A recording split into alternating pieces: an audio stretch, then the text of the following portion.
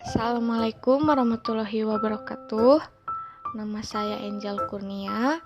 Saya mahasiswi dari STI STMB Bandung Business School dengan prodi Akuntansi S1 dengan nomor NPM 102200032. Saya akan menjelaskan tentang metode pengembangan sistem akuntansi. Pengembangan sistem akuntansi dilaksanakan oleh analisis sistem melalui 3 tahap: analisis sistem, desain sistem, dan implementasi sistem. Tahap analisis sistem merupakan tahap yang paling menentukan dalam proses pengembangan sistem akuntansi. Kesalahan yang terjadi dalam tahap analisis sistem akan mengakibatkan sistem akuntansi yang dirancang dan diimplementasikan tidak mampu memenuhi kebutuhan pemakai informasi.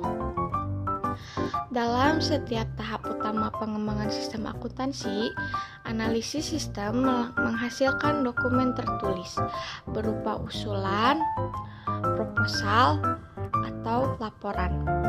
Dalam tahap analisis sistem, dokumen tertulis yang dibuat sebagai perencanaan analisis yang dihasilkan oleh analisis sistem disebut usulan untuk melaksanakan analisis sistem.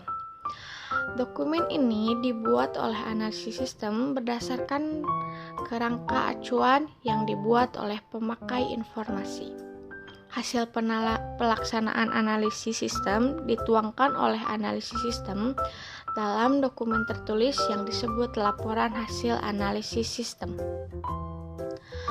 Dalam tahap desain analisis sistem, ada 3 macam dokumen tertulis yang diserahkan kepada pemakai informasi. Pertama, usulan desain sistem secara garis besar. Kedua, laporan final desain sistem secara garis besar. 3. Laporan final desain sistem secara rinci. Berbagai dokumen tertulis tersebut digunakan oleh analisis sistem untuk menyajikan dan menawarkan desain sistem bagi pemakai informasi.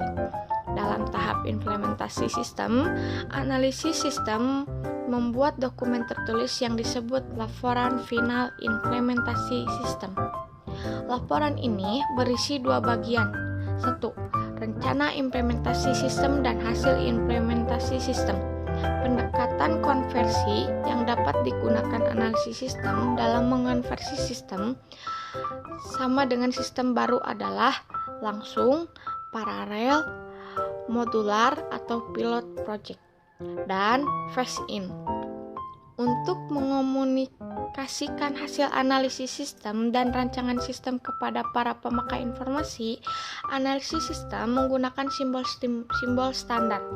Simbol standar digunakan oleh analisis sistem untuk mencerminkan aliran data dan aliran dokumen dalam sistem.